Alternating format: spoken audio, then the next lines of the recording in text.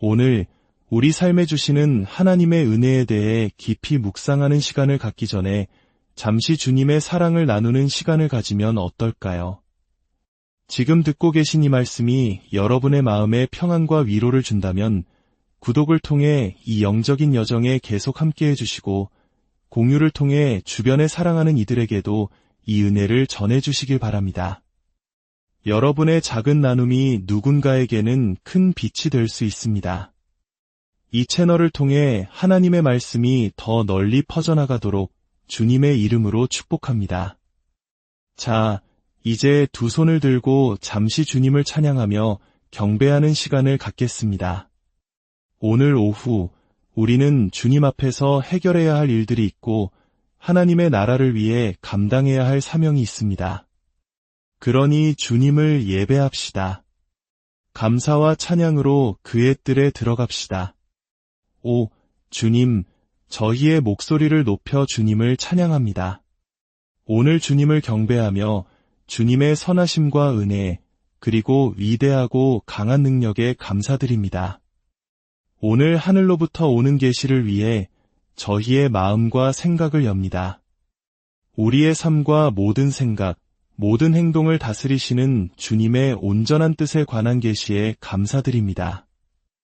우리의 발걸음은 주님의 인도하심을 따르기 때문입니다. 예수님의 이름으로 주님을 찬양하고 존귀하게 여깁니다. 아멘. 성경 고린도후서 6장을 펴주시길 바랍니다. 오늘 우리는 이 말씀을 통해 우리를 향한 하나님의 놀라운 계획과 부르심을 발견하게 될 것입니다.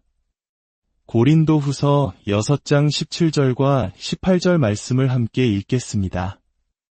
이 구절은 하나님께서 직접 우리에게 하시는 말씀을 인용한 것입니다. 그러므로 너희는 그들 중에서 나와서 따로 있고 부정한 것을 만지지 말라. 내가 너희를 영접하여 너희에게 아버지가 되고 너희는 내게 자녀가 되리라. 전능하신 주의 말씀이니라 하셨느니라. 잠시 이 구절을 마음에 새기시고 이번에는 갈라디아서 4장으로 넘어가 보겠습니다. 4절부터의 말씀입니다. 때가 참에 하나님이 그 아들을 보내사 여자에게서 나게 하시고 율법 아래에 나게 하신 것은 율법 아래에 있는 자들을 속량하시고 우리로 아들의 명분을 얻게 하려 하심이라. 너희가 아들임으로 하나님이 그 아들의 영을 우리 마음 가운데 보내사 아빠 아버지라 부르게 하셨느니라. 그러므로 내가 이후로는 종이 아니요 아들이니 아들이면 하나님으로 말미암아 유업을 받을 자니라. 그리고 우리는 로마서 8장에서 우리가 그리스도 예수와 함께한 공동 상속자라는 사실을 압니다. 이 말씀들을 통해 우리는 하나님께서 우리의 유업 안에서 당신의 자리를 이미 정하셨다는 것을 알 수 있습니다. 하나님께서는 당신의 역할을 완벽하게 수행하셨습니다. 하지만 하나님께서 우리를 위해 행하신 모든 일은 만약 우리가 우리의 자리를 찾지 않는다면 아무 소용이 없습니다. 아멘. 자신의 자리를 찾는다는 것이 무슨 의미인지 아시겠습니까? 그것은 믿음으로 자신의 자리를 찾는 것입니다.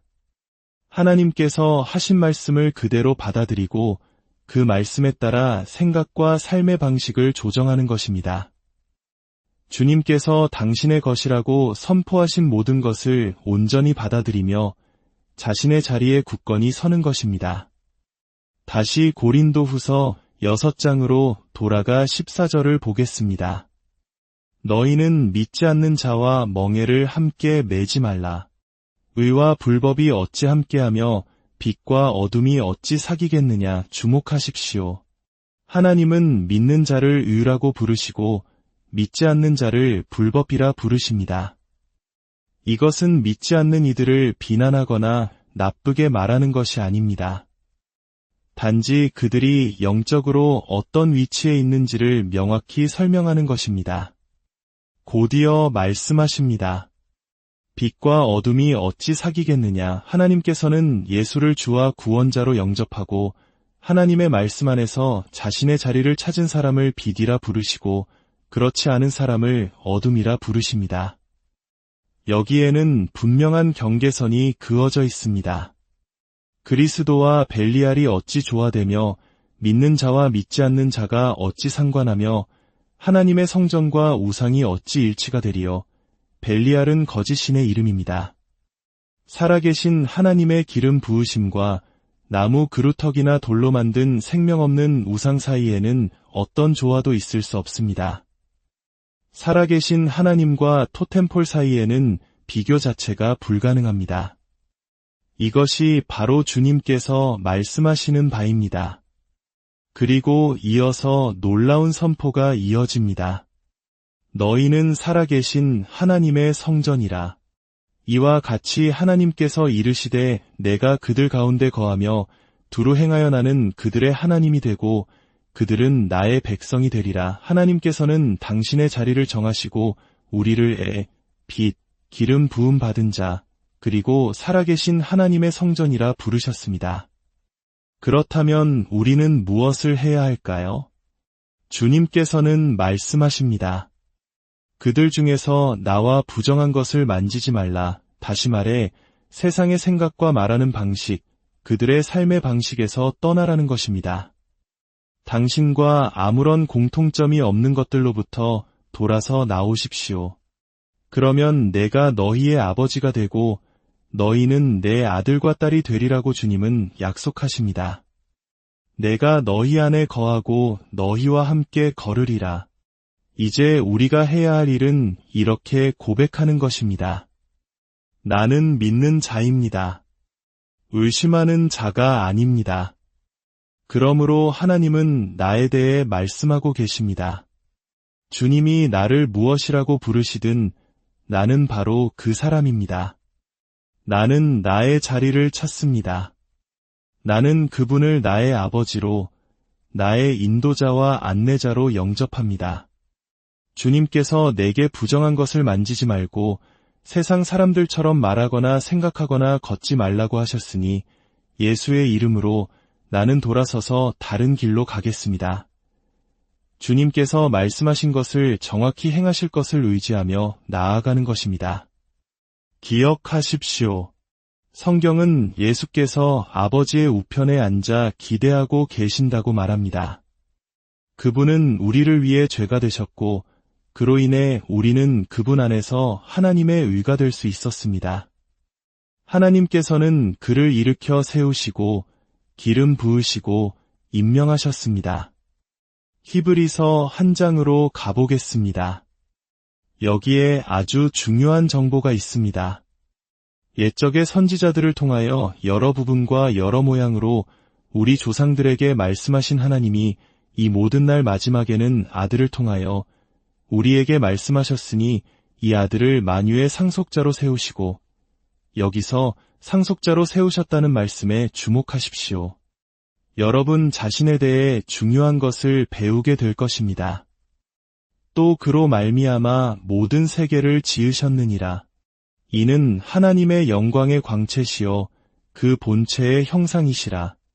그의 능력의 말씀으로 만물을 붙드시며 죄를 정결하게 하는 일을 하시고 높은 곳에 계신 지극히 크신 이의 우편에 앉으셨느니라. 그가 천사보다 훨씬 뛰어남은 그들보다 더욱 아름다운 이름을 기업으로 얻으심이니 여기서 만들어졌다는 표현은 창조되고 형성되었다는 의미를 담고 있습니다.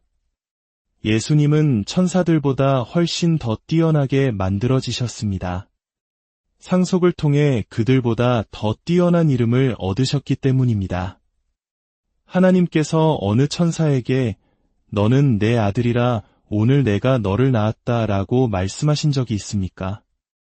또다시 나는 그에게 아버지가 되고 그는 내게 아들이 되리라고 하신 적이 있습니까? 이 말씀들은 하나님께서 예수를 죽은 자 가운데서 다시 살리셨을 때 하신 말씀입니다. 마다들을 세상에 다시 들이실 때 하나님의 모든 천사들은 그에게 경배할지어다 라고 말씀하셨습니다. 첫 번째 아담은 실패했지만 마지막 아담이신 예수님은 실패하지 않으셨습니다. 그래서 우리에게는 세 번째 아담이 필요 없습니다. 할렐루야. 아담은 첫 번째 시험에서 넘어졌지만 예수님은 3가지 시험을 모두 통과하시고 실패하지 않으셨습니다. 그리고 그분은 아담의 실패에 대한 대가를 치르셨습니다. 고린도후서 5장 21절은 그가 우리를 위해 죄가 되셨다고 말합니다. 그래야 우리가 그 안에서 하나님의 의가 되게 하려 하심입니다. 여기서도 되다 또는 만들어지다는 단어가 다시 나옵니다. 그분은 죄를 짓지 않으셨습니다. 그분은 희생을 통해 죽음에 순종하셨습니다. 마치 자신이 죄를 지은 것처럼 우리의 죄를 짊어지셨습니다. 아담이 반역행위, 즉 죄를 통해 죽음에 복종하게 된 것과는 다릅니다. 하나님께서는 예수를 죽은 자 가운데서 일으키셨습니다. 그리고 다시 말씀하셨습니다. 나는 그에게 아버지가 될 것이요 그는 내게 아들이 될 것이다. 이것은 하나님과 예수 사이에 있었던 3일간의 분리를 극복한 선언입니다. 예수께서 베들레헴에서 태어나셨을 때 하나님의 아들이 된 것이 아닙니다. 그분은 이미 하나님의 아들이셨습니다. 마리아에게서 태어나신 것은 육신을 입으신 사건일 뿐입니다. 오늘 내가 너를 낳았다는 말씀은 사도행전을 보면 그분을 죽음에서 일으키신 날을 가리킵니다. 그 죽음과 분리로부터 그분을 일으키시고 다시 그는 내 아들이 될 것이다 라고 선포하신 것입니다. 그분은 만물의 상속자로 임명되셨습니다. 십자가 위에서 그분은 우리와의 연대를 위해 아버지와의 영원한 관계를 잠시 내려놓으셨습니다. 우리의 죄와 실패를 짊어지시고 아버지로부터의 분리를 허용하셨습니다. 나의 하나님, 어찌하여 나를 버리셨나이까? 라는 절규가 그 증거입니다. 하나님은 그를 죽음에서 일으키시고 그에게 말씀으로 권능을 부여하셨습니다. 그리고 모든 이름 위에 뛰어난 이름을 주셨습니다. 그리고 성경은 우리 또한 바로 그 이름으로 불린다고 말합니다. 우리는 그리스도와 함께한 공동 상속자로 임명되었습니다. 당신이 거듭났을 때 하나님께서 예수를 죽은 자 가운데서 살리셨을 때 일어났던 것과 똑같은 일이 당신에게도 일어났습니다. 우리는 너무나 오랫동안 예수님은 저 높은 곳에 계시고 우리는 그저 겨우 구원받은 죄인일 뿐이라고 생각해왔습니다. 사랑하는 여러분, 이제 그 생각에서 벗어나야 합니다. 그것은 겸손이 아니라 말씀에 대한 무지입니다. 일어나 외치십시오. 하나님께 영광을, 주께서 행하신 일을 보라. 주님은 우리를 함께 일으키사 하늘에 앉히셨다. 우리는 나사렛 예수만큼이나 하나님의 아들이요, 딸입니다. 이것이 바로 예수께서 이 땅에 오신 이유입니다. 그분은 자신의 지위를 높이기 위해 이 모든 일을 하신 것이 아닙니다. 당신에게 자리를 주기 위해 당신에게 지위를 주고 권위를 주고 성령을 주고 하나님의 전신갑주를 주고 이 우주 안에서 당신의 위치를 확립해주기 위해 오셨습니다.